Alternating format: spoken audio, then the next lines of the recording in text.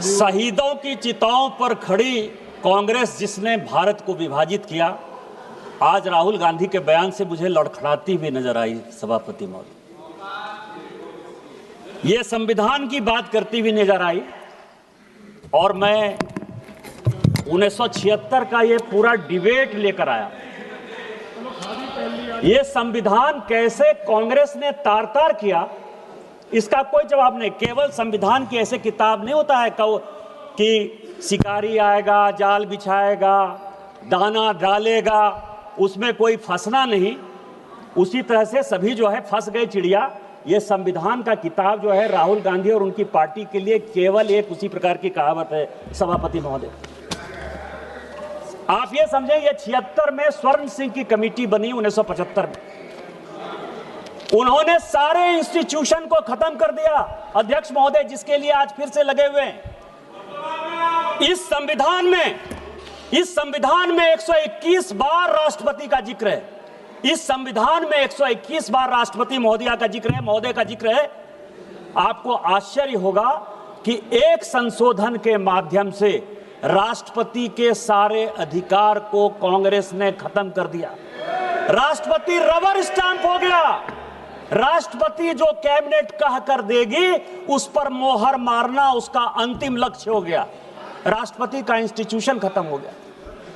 इंदिरा गांधी ने इसी वोट चोरी करके जब रायबरेली का चुनाव जीता और जब फैसला हुआ कोर्ट का, तो ऐसा सिचुएशन इस व्यक्ति ने पैदा किया, इस पार्टी ने पैदा किया कि आपको आश्चर्य होगा कि 3 जज को बाईपास करके एक ऐसे चीफ जस्टिस को बना दिया जो 8.5 साल तक इसका मुख्य न्यायाधीश रहा। प्रेस की पूरी स्वतंत्रता खत्म हो गई। इंडियन एक्सप्रेस के एडिटर रामनाथ गोयनका से लेकर सारे लोग जो कुछ कहते थे, और यह केवल इस संविधान संशोधन में हुआ। आज वो इंस्टीट्यूशन की बात करते थे, यूपीएससी जैसी संस्था, और यह पूरे सदन को जानने वाली बात है। यूपीएससी जैसी संस्था जो आईएएस और आईपीएस और ऑल इंडिया सर्विसेज को पैदा करती है। कांग्रेस का एक कार्यकर्ता बटुक सिंह 10 साल तक यूपीएससी का चेयरमैन रहा। ये यूपीएससी की हालत कर दी इन्होंने। ये चुनाव आयोग की बात करते हैं। इस देश का पहला चुनाव कमिश्नर सुकुमार सेन, जब वो रिटायर होते हैं तो उसको सूडान का ये राज्यपाल बना देते हैं। वीएस रमा देवी जब रिटायर होती है उसको हिमाचल का गवर्नर बना देते हैं। टीएन शेषन जब रिटायर होते हैं तो उसको अहमदाबाद में भारतीय जनता पार्टी के खिलाफ कैंडिडेट बना देते हैं। और एमएस गिल जब रिटायर होते हैं तो वो इस केंद्र के मंत्री 10 साल तक इसी सदन में रहते हैं। किस चुनाव आयोग की बात करते हो? किस ईमानदारी की बात करते हो? किस पारदर्शिता की बात करते हो? कौन सी कांग्रेस की बात करते हो? सीबीआई की बात कर रहे थे। अश्वनी कुमार जो सोनिया गांधी जी और राहुल गांधी का सिक्योरिटी अफसर था, वो सीबीआई का डायरेक्टर बनाया जाता है। रंजीत सिन्हा जो कांग्रेस के अहमद पटेल के यहां रोज बैठता था और जिसकी डायरी पकड़ाई कि उसने कांग्रेस के कितने नेता कब कहां गए, उसको सीबीआई का डायरेक्टर बना देता। कौन सी बात कर रहे हो यार? सीबीआई का यही हाल, आईबी का यही हाल। एमके नारायण को जो है ढोते रहे, कभी गवर्नर बना दिए, केवल कभी नेशनल सिक्योरिटी एडवाइजर बना दिए। किस तरह की बात करते हो? हाँ, हम आरएसएस के हैं, मुझे गर्व है कि हम आरएसएस के हैं। और आरएसएस के इसीलिए हैं कि ऋण है शरीरों में, ऋण है शहीदों का, मगर कैसे चुकाएंगे? ऋण है शहीदों का मगर कैसे चुकाएंगे? लहू की जब तक बूंद है तब तक तिरंगा लहराएंगे। यही आरएसएस का मापदंड है और यही हमारा विषय है। अध्यक्ष महोदय, वोट चोरी और एसआईआर, ये पूरा डॉक्यूमेंट जो है राहुल गांधी के लिए ही लेके आया। ये 1980 का, अध्यक्ष महोदय, ये 1980 का कांग्रेस का, ये क्या करना चाहते हैं ये देश को जानने वाला विषय है सर। और मैं सबसे पहले ये बताऊंगा, ये 1980 का जवाब है पी शिवशंकर का, कांग्रेस के मंत्री थे। इंद्रजीत गुप्ता जो है उन्होंने प्रश्न पूछा और ये कॉन्स्टिट्यूएंसी वाइज बिहार का ही चुनाव, चूंकि अभी डॉक्टर संजय जायसवाल बोल रहे थे, बिहार के काफी लोग बोले कि एसआईआर के बाद हम बड़े बहुमत से जीत कर आए हैं। आपको आश्चर्य होगा सर कि 324 की विधानसभा थी, 324 की पूरे लिस्ट के साथ है, मैंने नहीं दिया, वो पी शिवशंकर ने इस फ्लोर पर दिया है। 81 विधानसभा में दोबारा पोल करना पड़ा, काउंटर मांड हुआ था। और इस 81 विधानसभा में यदि आप कहेंगे तो उसका नाम पढ़ दूंगा सर। विश्रामपुर में 50 जगह जो है बैलेट बॉक्स छीन लिए गए रास्ते में आते हुए। पांकी में बूथ नंबर 28 पर जो है सारे छीन लिए गए। रफीगंज में, नोखा में, भभुआ में, दिनारा में, काराकरी में, मसरख में, बख्तियारपुर में, बाढ़ में 81 जगह पर चुनाव काउंटर मांड हुआ था सर। इसी बैलेट पेपर के कारण schedule caste, schedule tribe, OBC को वोट नहीं देने दिया जा रहा था सर। आज क्या फिर से वही वापस आना चाहते हैं?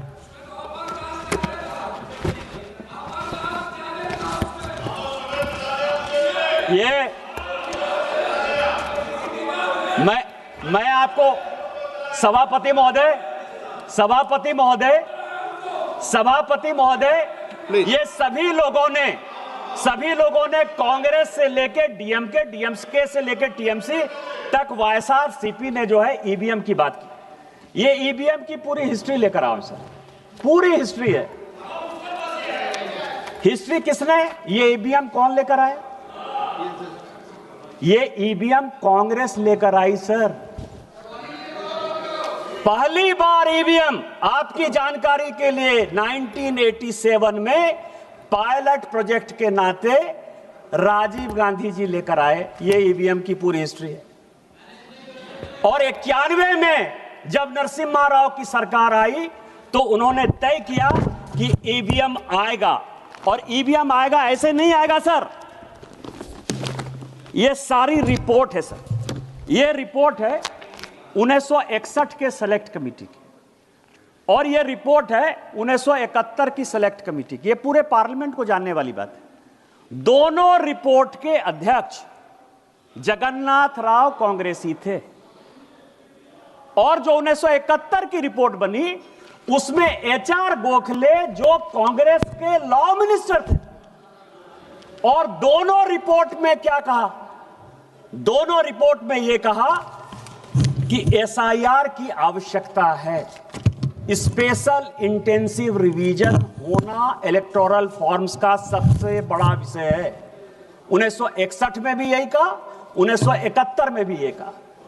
और दूसरी बात कही 1961 में कि चुनाव इलेक्ट्रॉनिक वोटिंग मशीन से होनी चाहिए, क्योंकि राजस्थान के तत्कालीन, जिस राज्य से आप आते हैं सर, राजस्थान के तत्कालीन मुख्यमंत्री मोहनलाल सुखाड़िया का भी चुनाव अवैध इसी आधार पर हुआ था कि पूरे के पूरे बूथ लूट लिए गए। इतना ही नहीं हुआ था सर, इतना ही नहीं किया इन लोगों ने। यदि चौटाला की बात करें तो पूरा का पूरा मेहम का चुनाव काउंटर मांड हो गया था। पटना का चुनाव पूरा आरजेडी ने लूट लिया था। इंद्र कुमार गुजराल प्रधानमंत्री के तौर पर वहां चुनाव लड़ने के लिए गए थे, पूरा का पूरा उन्होंने लूट लिया था।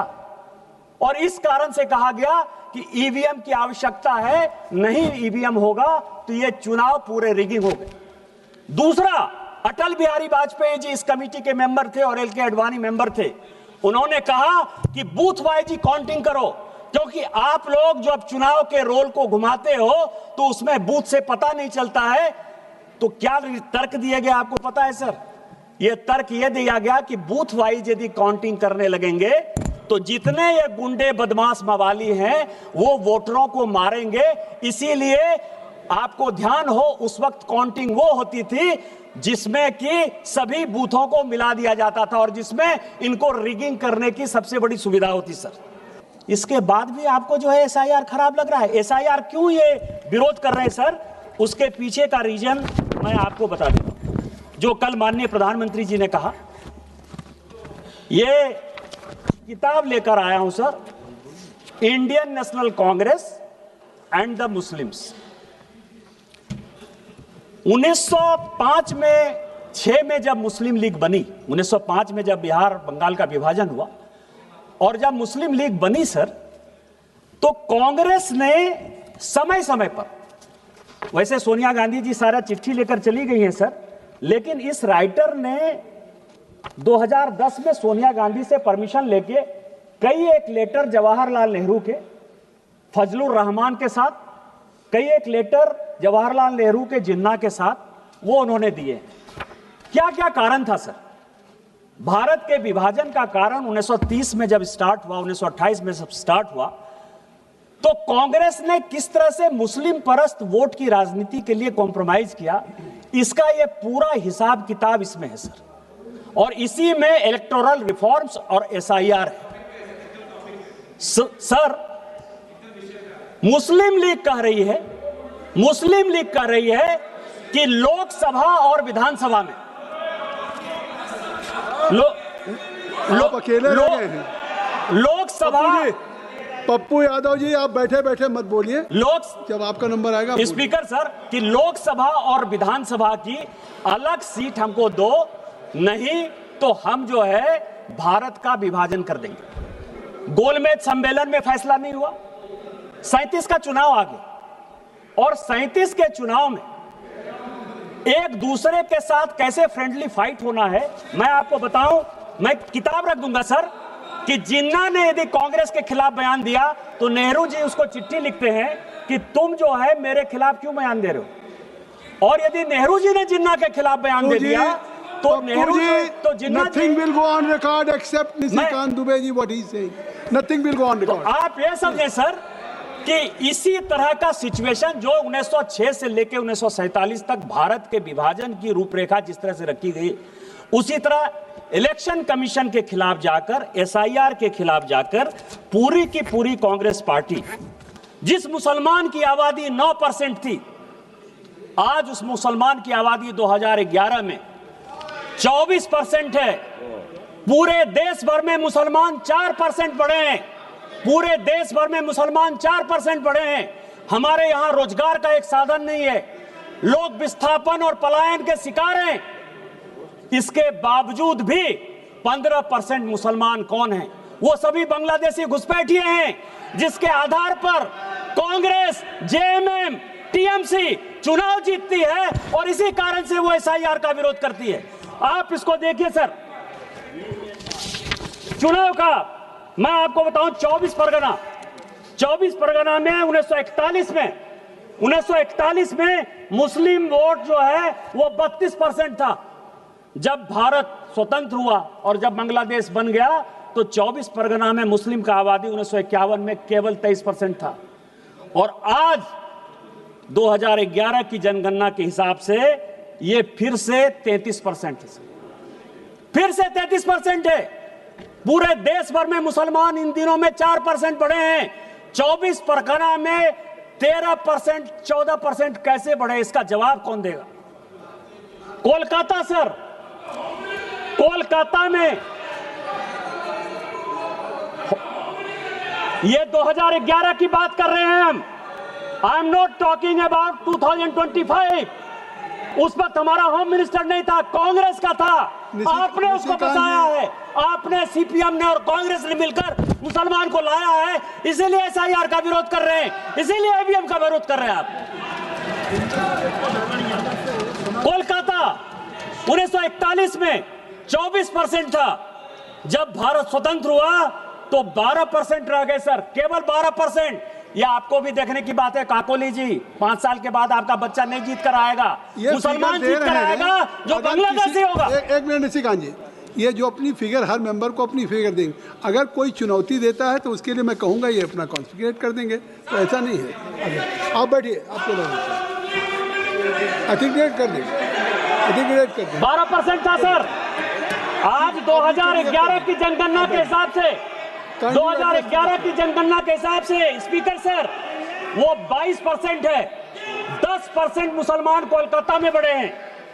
आप जो है लगभग 64 साल तक आपने जिसको चाहा चुनाव आयोग का अधिकारी बैठा दिया। मदर टेरेसा पर जिस आदमी ने किताब लिखा, जो ज्वाइंट सेक्रेटरी के लिए एम्पैनल नहीं हुआ, एडिशनल सेक्रेटरी के लिए एमपैनल नहीं हुआ, सेक्रेटरी के लिए एमपैनल नहीं हुआ, वो नवीन चावला चीफ इलेक्शन कमिश्नर हो गया। केवल मदर टेरेसा का जो है, केवल क्रिश्चियनिटी को जब बढ़ा रहा था, केवल उसके आधार पर आपने चुनाव आयोग बना दिया। एमएस गिल, जिसने कि राहुल, जब Sonia Gandhi ji office of profit के चक्कर में फंस गई और लगा कि ये दीवार हो जाएंगी, 6 साल के लिए चुनाव लड़ने के लिए काबिल नहीं रहेंगी, उस एमएस गिल को आपने जब बचाया, उसने उसके रिटायर होते ही 10 साल तक उसको ढोते रहे, आप केंद्र में मंत्री बनाए रखे। आज आप जो है 100 चूहे खा के बिल्ली चले हज को। हमने तो कम से कम एक कमेटी बना दी कि कम से कम आपको चुनाव आयोग के घोषणा के पहले, यदि आपको लगता है कि बात नहीं सुनी जाती है, तो चुनाव आयोग के घोषणा के पहले आपको लिस्ट भेज देते हैं, आप उस कमेटी के सदस्य होते हो, कम से कम नोट ऑफ डिसेंट आप लिख देते हो। ये कांग्रेस जिन्ना से लेकर सलमान रश्दी तक, जिन्ना से लेकर सलमान रश्दी तक वोट बैंक के अपीजमेंट में फंसी हुई है। ये फजलुल हक से लेकर साहबानों तक और राजा महमूदाबाद से लेकर बाबरी मस्जिद तक केवल मुस्लिम परस्त राजनीति बनाई हुई है। राजा महमूदाबाद, जो कि मुस्लिम लीग के अध्यक्ष हुए, जिन्होंने भारत का विभाजन किया, उनकी पूरी संपत्ति आपको ध्यान हो, जिसको कि नरेंद्र मोदी जी को कानून बनाना पड़ा, जो पाकिस्तान में बैठा है, उसकी पूरी संपत्ति को कांग्रेस ने दे दिया। सर यही कांग्रेस का इतिहास है, बहुत पुरानी बात नहीं है, 2012 की बात है, 2012 की बात है सर। जिस कांग्रेस ने सोमनाथ का विरोध किया, उसी कांग्रेस ने अयोध्या का विरोध किया। आज तक सोनिया गांधी, राहुल गांधी, प्रियंका गांधी कोई अयोध्या का मंदिर दर्शन करने तक नहीं गए सर। सोमनाथ भी कभी नेहरू जी नहीं गए थे, आज नहीं गए। मैं केवल इतना ही अंत में कहूंगा सर कि हम भारतवर्ष का हृदय से अमिट सम्मान करते हैं, यहां के चांदनी मिट्टी का गुणगान करते हैं। मुझे चिंता नहीं है स्वर्ग जाने की, मुझे चिंता नहीं है स्वर्ग जाने की या मोक्ष पाने की, तिरंगा के कफन में मेरा बस चले, यही आह्वान करते हैं। हमारा शरीर तिरंगा के कफन में जाए और इस देश को आगे बढ़े, विकसित भारत 2047 बनाए और सोरोस फाउंडेशन के आदमी जो देश को टुकड़ा करना चाहते हैं, जो इंस्टीट्यूशन को खत्म करना चाहते हैं, राहुल गांधी की राजनीति को परास्त करें। इन्हीं शब्दों के साथ वंदे मातरम। जय हिंद, जय भारत।